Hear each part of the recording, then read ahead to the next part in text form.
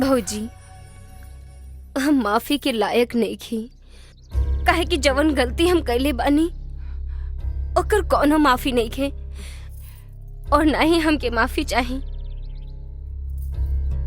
अगर दे सकेलू तो हमके खोइछा में आपन नफरत दे दा, काहे कि हम इहे लायक बानी। शायद यही खातिर आज इस दुनिया समाज में लोग ननद भौजाई के रिश्ता के काट के रिश्ता कहेला। और देखो ना, हम तो एगो अच्छा बहन भी ना बन पानी। आपन लक्ष्मण जैसन भाई पर शक कैनी और खून के रिश्ता में दरार डाल देहनी। हमरा ये घर में रह के कोनो अधिकार नहीं खे। आज के बाद हमें नैहर के मुंह कबो न देखब, कबो न देखब। क्या दीदी, ई तू का कहता?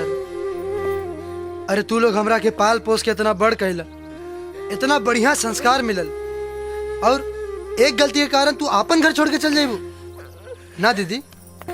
ए आरती, गलती तो केहू से भी हो सकेला, लेकिन प्रायश्चित होकर माफी होला।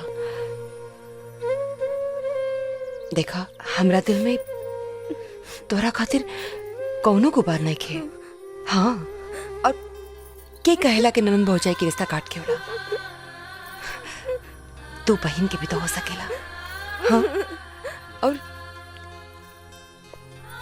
और जैसे राहुल के हम अपन बेटा मानी ले, वही नाते तू हो हमार बेटी भाईलू ना। हाँ? राहुल, हमरा के सारा सच्चाई पता चल गई बा। मामी हमरा के सब कुछ बता देले बाड़ी। यही से हम अपन गलती की माफी मांगे आयल बानी। हमरा के माफ कर दे। हम अपन प्यार पर शक करके ठीक ना कहीं। माना तेरी नजरों में मैं काबिल नहीं, पर मेरी कीमत उनसे जाके पूछ जिन्हें मैं हासिल नहीं। दूर रहा हमरा से, हमरा मोहब्बत के नाम से भी नफरत हो गई बा।